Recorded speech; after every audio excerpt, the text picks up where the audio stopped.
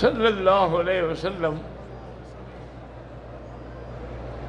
اسی طرح اور مشقت کی زندگی میں حضور نے ساری زندگی گزاری. الفقر فخری.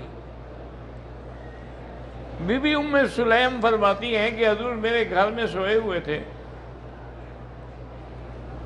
اور چٹائی پہ لیٹے ہوئے تھے، کوئی بستر تو تھا نہیں،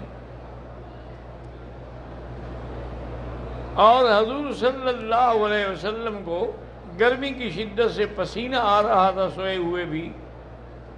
بی بی ام سلیم کہتی ہے کہ میں نے کپاس نکالی اور آپ کے بدن پہ آہستہ آہستہ کپاس رکھی کہ نیند میں خلل نہ آئے، اور اس کو پھر ایک شیشی میں ڈالتی گئی.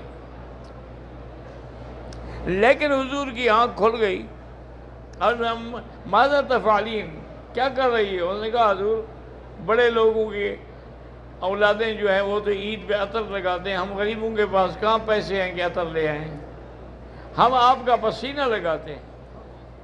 لیکن اللہ کی قسم ہے کہ جہاں سے میری اولاد گزرتی ہے وہ حیران ہوتے ہیں کہ یہ خوشبو کس دکان سے ملتی ہے، یہ خوشبو تو ہم نے آج تک دیکھی ہی نہیں.